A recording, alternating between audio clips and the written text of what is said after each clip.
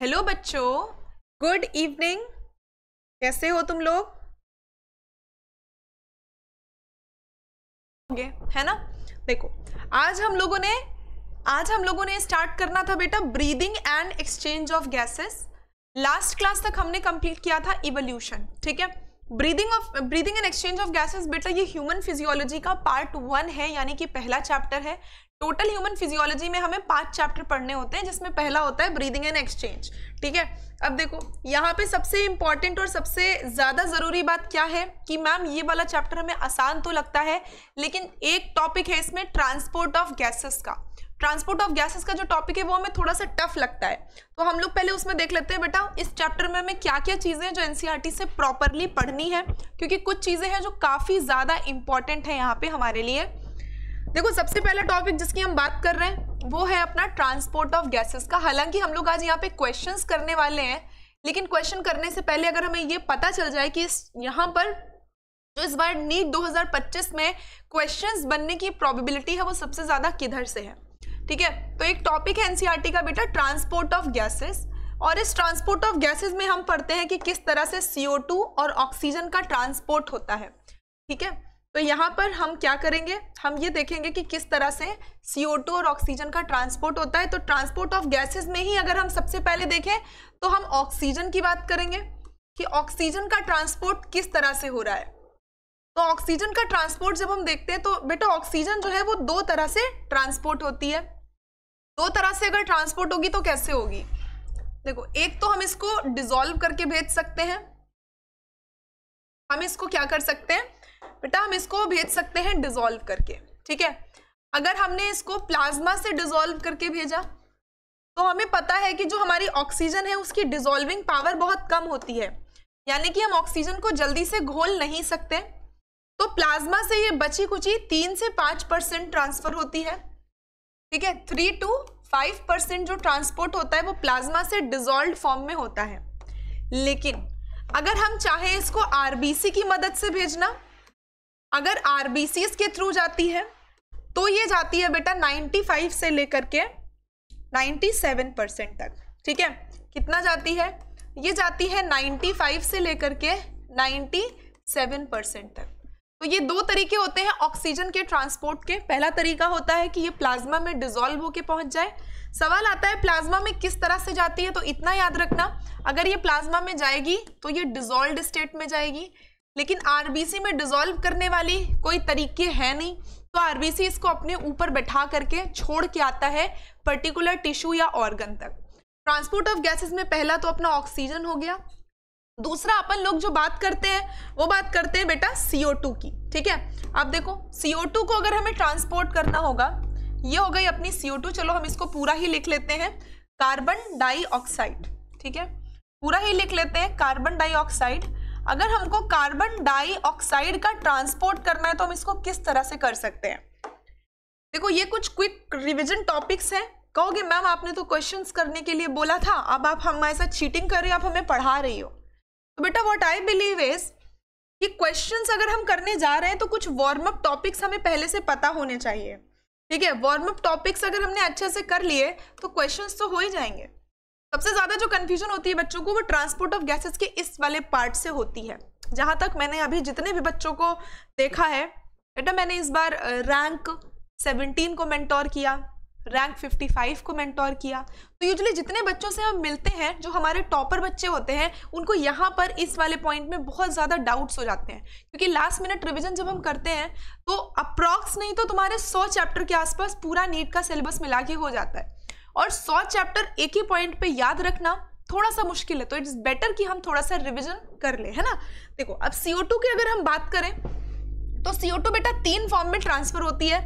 एक तो ये प्लाज्मा में डिसॉल्व होके जा सकती है, ठीक है। पहला पार्ट होता है कि ये प्लाज्मा में डिसॉल्व होके जाए। दूसरा पार्ट होता है प्लाज्मा में डिसॉल्व होने के अलावा ये एज बाइकार्बोनेट आयन जाए।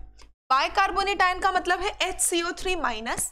तीसरा तरीका होता है कि ये अपना ऑक्सीजन की तरह आरबीसी के थ्रू होके चली जाए, ठीक है। तीसरा तरीका होता है आरबीसी के थ्रू होके चली जाए। ये 3 तरीके होते हैं CO2 को ट्रांसपोर्ट करने के।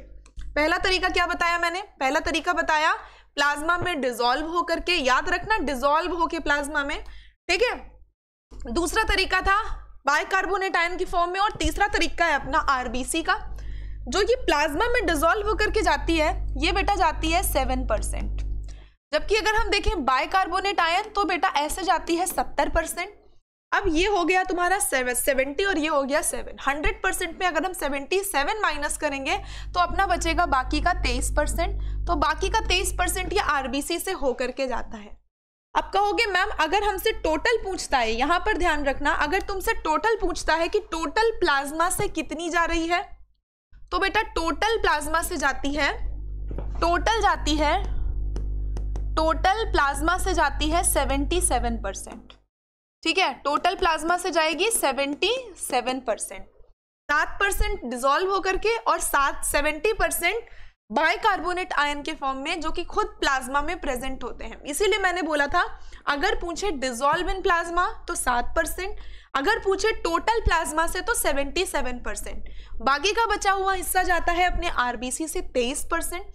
इसका मतलब ये हुआ कि जो अपनी कार्बन डाइऑक्साइड है ये डिसॉल्व हो सकती है, इसको घोला जा सकता है, लेकिन ऑक्सीजन को घोला नहीं जा सकता। इसीलिए ये प्लाज्मा से सिर्फ और सिर्फ 3 से 5% जाती है, बाकी की पूरी आरबीसी से जाती है। क्लियर हुआ?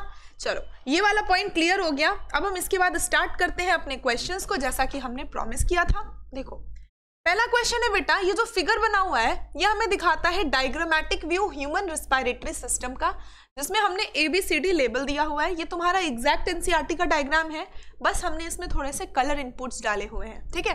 अब हमको यहाँ पे आइडेंटिफाई करना है A, B, C और D। जैसा कि तुमने दिख रहा होगा बेटा, ये तुम्हारा PYQ है, ठीक। ये तुम्हारा PYQ है, वो भी उस साल के पेपर का जिस साल का पेपर बोला जाता है कि सबसे ज्यादा टफ पेपर बना था अभी तक के पूरे नीट के कोर्स का, ठीक। चलो अब यहाँ पर तुमको आइडेंटिफाई करना है और देखना है कि क्या उसके बारे में जो यहाँ पे क्वेश्चन कह रहा है वो सही कह रहा है। तो पहला है C है अपना एल्विलाय। पहले हम देखेंगे क्या C अपना एल्विलाय है, तो बिल्कुल सही है, C अपना एल्विलाय है। फिर ये कह रहा है कि एल्विलाय होती है thin wall vascular bag like structure जिनसे एक्सचेंज ऑफ गैसेस होता है। ये बिल्कुल करेक्ट कह रहा है, तो अपना ये ऑप्शन सही हो गया। लेकिन एज यूजुअल हम एक ऑप्शन से श्योर तो हो नहीं सकते, हम नीचे के भी ऑप्शंस को एक बार चेक कर लेते हैं, है ना। देखो डी कह रहा है लोअर एंड ऑफ लंग्स, तो बेटा ये जो अपना डी है ना, ये लोअर एंड ऑफ लंग्स नहीं है, बल्कि ये क्या है एक्चुअली में, ये है डायाफ्रैगम। अगर यहाँ पर इन्होंने बोला होता कि डी क्या है डायाफ्रैगम, तो हम इस पे विचार कर सकते थे, मतलब बी ऑप्शन नहीं होगा। अब हम आते हैं सी में। ए बोला है ट्रैकिया, बिल्कुल करेक्ट है, ए अपना ट्रैकिया ही है, इसमें कोई भी आपत्ति की बात नहीं है, ट्रैकिया है। लेकिन अब इसके बारे में देख लेते हैं इन्होंने क्या बोला है। इन्होंने बोला है एक लॉन्ग ट्यूब है, लंबी सी ट्यूब है जो सपोर्ट होती है कंप्लीट, बस यहीं पे गलती कर दी। ये जो कंप्लीट बोला है ना, कंप्लीट की जगह क्या होना चाहिए था, कंप्लीट की जगह होना चाहिए था इनकम्प्लीट, ठीक है। ये जो अपनी रिंग है ये इनकम्प्लीट होती है। तुमको पता है कि जब हम अपनी रिंग की बात करते हैं तो कुछ इस तरह से होती है, ठीक है, आगे से कंप्लीट होती है, पीछे से इनकम्प्लीट होती है। अगर पूछा जाए कि डॉर्सल साइड से कैसी होती है, तो डॉर्सल साइड होती है अपनी पीठ, तो डॉर्सल साइड से ये अपनी इनकम्प्लीट होती है, डॉर्सल साइड से ये अपनी इनकम्प्लीट होती है। और अगर हम वेंट्रल साइड से बात करें बेटा, वेंट्रल साइड से ये अपनी कंप्लीट होती है, ठीक है, वेंट्रल साइड से ये अपनी कंप्लीट होती है और डॉर्सल साइड से ये इनकम्प्लीट होती है।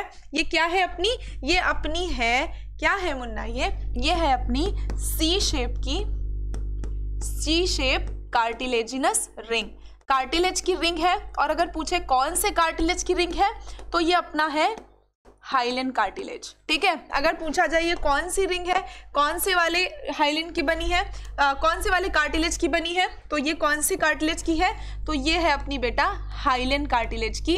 हाइलेन कार्टिलेज के बारे में हमने स्ट्रक्चरल ऑर्गेनाइजेशन में पढ़ रखा है। नेक्स्ट ऑप्शन भी देख लेते हैं। बी है प्लूरल मेम्ब्रेन। क्या बी अपना प्लूरल मेम्ब्रेन है? बिल्कुल करेक्ट है, बी अपना प्लूरल मेम्ब्रेन है, जो कि सराउंड होता है रिब्स से दोनों साइड से। बस यहाँ पे इन्होंने गलती कर दी, यहाँ पे लिखना चाहिए था surrounded by pleural membrane on both the side is the pleural fluid, इन्होंने ये गलत दे दिया। तो यहाँ पे अपना करेक्ट आंसर कौन सा हुआ, ए ऑप्शन अपना करेक्ट आंसर हुआ। चलो नेक्स्ट क्वेश्चन की तरफ बढ़ते हैं। अगला क्वेश्चन है, हमें इसमें से करेक्ट स्टेटमेंट को ढूंढना है, ठीक है। तुम्हें ऐसा लग रहा होगा मैम ये तो बहुत टफ क्वेश्चन है। बेटा ये टफ क्वेश्चन नहीं है, ये तुम्हारे एक्चुअली नीट लेवल के क्वेश्चन है। अब हम तुम्हारे लिए 1 वर्ड के क्वेश्चन लेके आए और तुमको 1 घंटा बेवकूफ बनाए। उससे बेटर है कि हम आधे घंटे में भले ही 10 क्वेश्चन करें, लेकिन ऐसे क्वेश्चन करें जो नीट में आने की प्रोबेबिलिटी है। ठीक है, जो क्वेश्चंस तुम्हें यहाँ पे थोड़े टफ लग रहे ना, यही क्वेश्चंस तुम अगर ऐसे भी याद कर लोगे ना, जब तुम नीट का पेपर देने बैठोगे तो मैं 99% श्योर हूं कि यहाँ से क्वेश्चंस तुमको जरूर मिलेंगे। ठीक है, ये नहीं है कि मैम वो वाले टीचर तो आते हैं एक एक वर्ड में आंसर करा के चले जाते हैं, हमको तो वहां सब आता है। बेटा तुमको यहाँ नहीं आना है, तुमको यहाँ सीखना है, नीट के पेपर में करना है। ठीक है, यहाँ पे तुमको बैठ के होशियार बनने से कुछ नहीं मिलेगा। होशियार बनना है तो वहां बनो, यहाँ सीखने आए हो तो चुपचाप से सीखो। देखो क्या है correct statement, expiration occurs due to external intercostal muscle. Expiration करना, सांस बाहर निकालना, क्या ये एक्सटर्नल इंटरकोस्टल मसल की वजह से होता है? नहीं होता है, क्योंकि एक्सपायरेशन कैसा प्रोसेस है? एक्सपायरेशन जो है वो हमारा इनएक्टिव प्रोसेस है। ये किसी मसल की वजह से नहीं हो रहा, इनएक्टिव प्रोसेस है।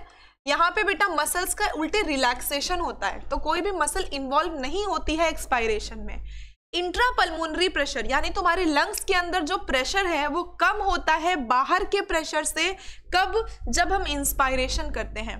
बेटा हमेशा याद रखना कि जो एयर है, ठीक है, बस एक फॉर्मूला याद कर लो कि एयर हमेशा फ्लो करती है कहां से कहां? एयर हमेशा हाई प्रेशर से, फ्रॉम हाई प्रेशर टू, हमेशा ये जाती है लो प्रेशर पे।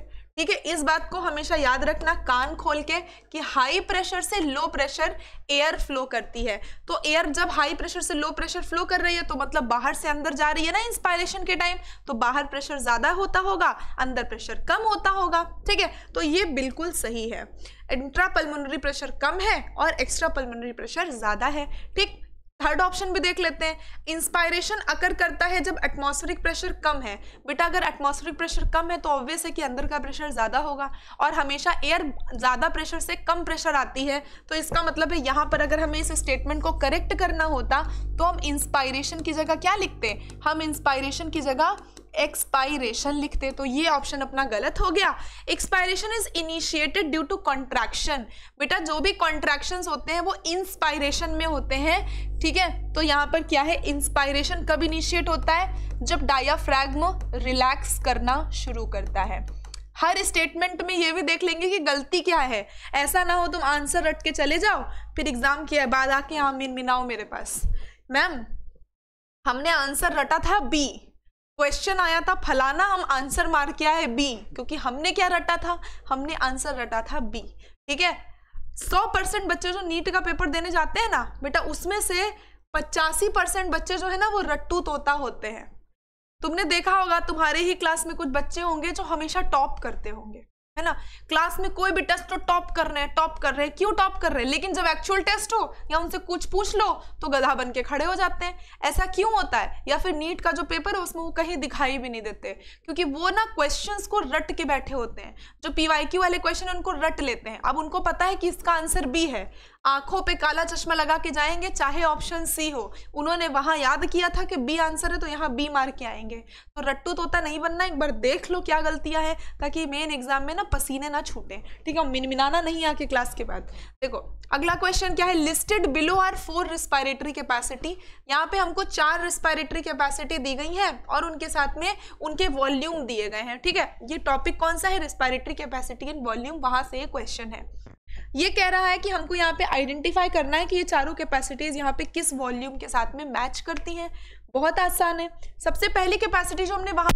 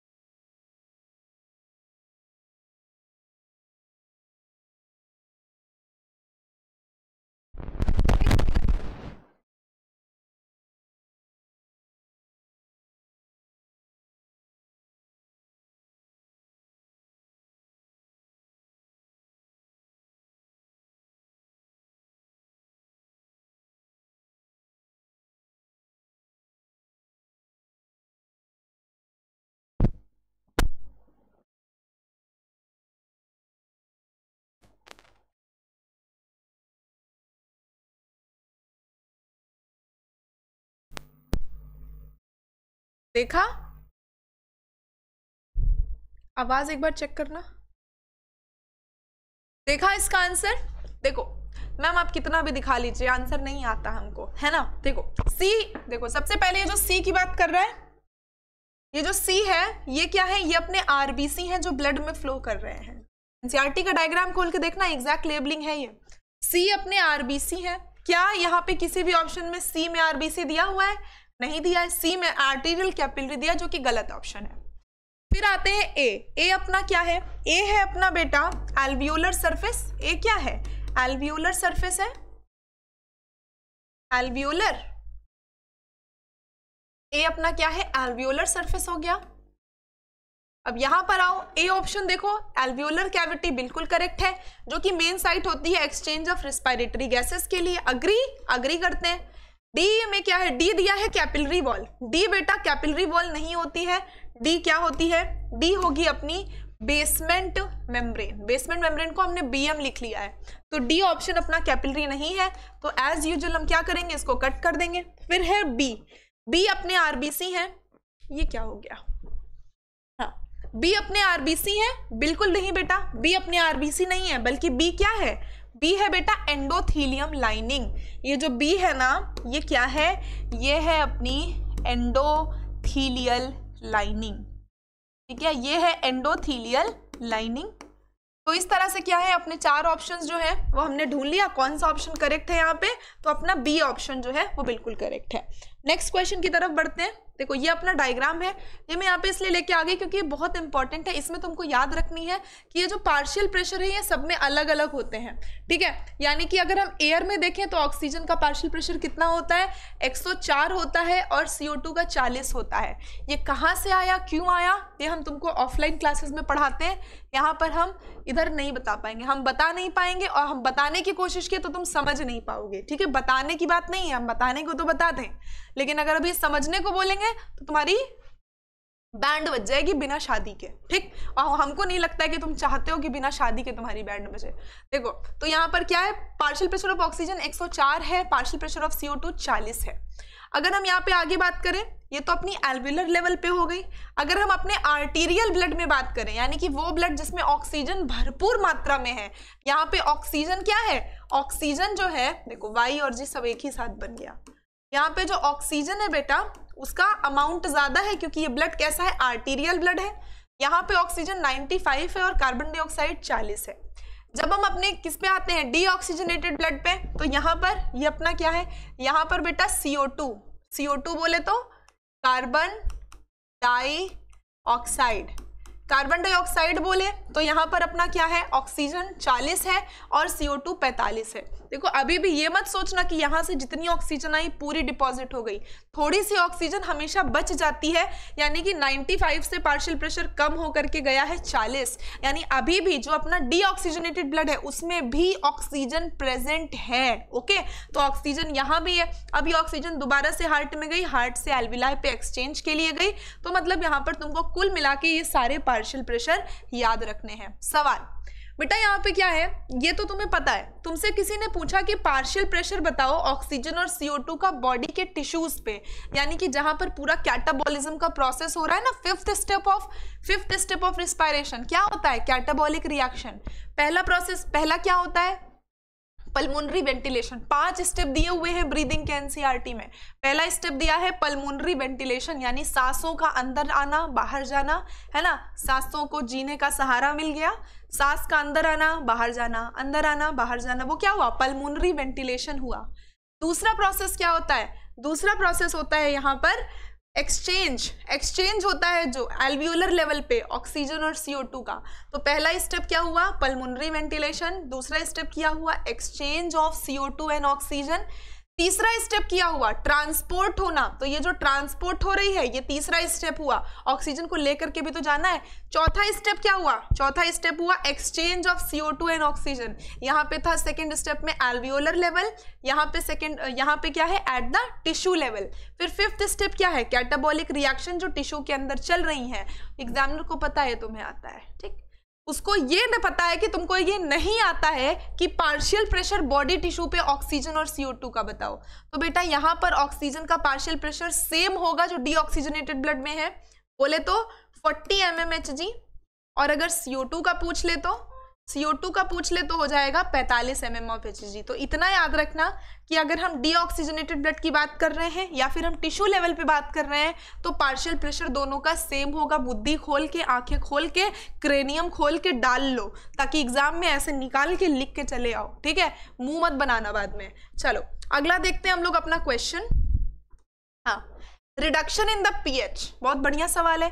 अगर ब्लड का pH कम हुआ, अगर ब्लड का pH कम हुआ, हमने ब्लड का pH जो था, क्या हो रहा है, ये कुछ कर वर दिए हो क्या तुम लोग? देखो अगर pH जो है वो ब्लड का कम हो रहा है तो मतलब ब्लड एसिडिक हो रहा है या अल्कलाइन हो रहा है? तो इसका मतलब है ब्लड जो है वो एसिडिक हो रहा है। pH कम है ना भाई, HCl का pH होता है 1, हमारी बॉडी का pH होता है 7, हमारी बॉडी है अल्कलाइन, HCl है एसिड। तो अगर pH कम तो ब्लड कैसा हुआ, एसिडिक। अगर ब्लड एसिडिक हुआ तो यहाँ पे H+ आयन का जो कॉन्सेंट्रेशन है वो ज्यादा हुआ कि कम, तो मतलब H+ आयन यहाँ पर ज्यादा हो गए। H+ आयन ज्यादा हो गए तो ये कौन सी एरिया हो जाएगी बेटा, ये अपने आप से दिमाग लगाओ कि अगर H+ ज्यादा है, ब्लड एसिडिक हो गया है, तो इसका मतलब है हम सेलुलर लेवल पे हैं या टिश्यू लेवल पे हैं? इसका मतलब है हम लोग टिश्यू लेवल पर बैठे हुए हैं। अगर तुमने इतना समझ लिया तो ये क्वेश्चन का आंसर तुम्हें कोई माइका लाल करने से रोक नहीं सकता, ठीक, ट्राई कर लो। pH रिड्यूस हुआ, हमको दिमाग में है टिश्यू लेवल।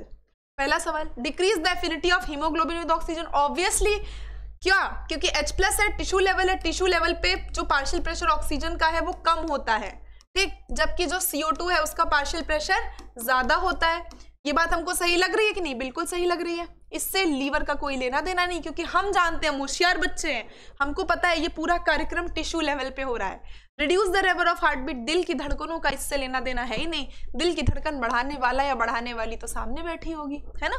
चलो उसके बाद क्या है, reduce the blood supply to the brain, दिमाग, जब दिल काम करता है तो दिमाग कहाँ चलता है ना, दिमाग तो वैसे भी मैम तेल लेने जाता है। तो इसमें क्या हो जाएगा, पहला ऑप्शन करेक्ट हो जाएगा। मैंने तुम्हें बताया इस तरह से कर लेना, कोई भी क्वेश्चन यहाँ से रिलेटेड होगा सीधा यहाँ पे आना और आंसर मार देना। अगला question, bulk of CO2 released from body tissue into the blood is present as, बताओ। जो बहुत सारी CO2 है, अभी तुमको बताया था जब मैंने तुम्हें ट्रांसपोर्ट ऑफ CO2 पढ़ाया था। नहीं मानते, तुम नहीं मानते तो हम तुमको खोल के दिखा देते हैं। ये देखो, बताया था सबसे ज्यादा CO2 का ट्रांसपोर्ट प्लाज्मा में डिसॉल्व होके होता है।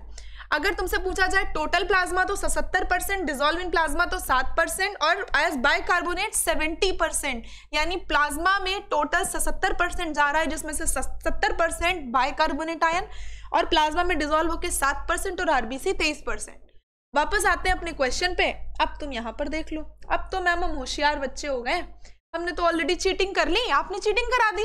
देखो बल्क ऑफ CO2 जो है वो किस फॉर्म में प्रेजेंट होती है, सीधा आंसर मारेंगे bicarbonate ion in the blood plasma and RBC ना, RBC तो हो ही नहीं सकता, ठीक। तो पहला ऑप्शन मैम नहीं होगा, RBC की वजह से नहीं होगा। दूसरा, ये तो बिल्कुल ही गलत है, फ्री CO2 मतलब dissolve in plasma 7%, 70% carbamino haemoglobin and 30% as bicarbonate.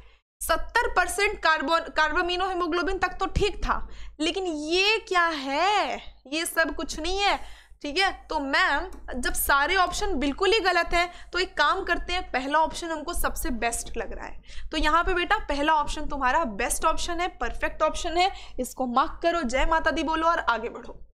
Transport of oxygen and CO2 by the blood happens, oxygen और CO2 का ब्लड में जो ट्रांसपोर्ट है वो कैसे होता है, हमको भी पता है RBC और प्लाज्मा से होता है। सीधी बात, WBC आया ना भाई ना, तुम कहाँ चले आए, ये भी नहीं होगा, चल हट, RBC and blood plasma, C option बिल्कुल करेक्ट हो जाएगा।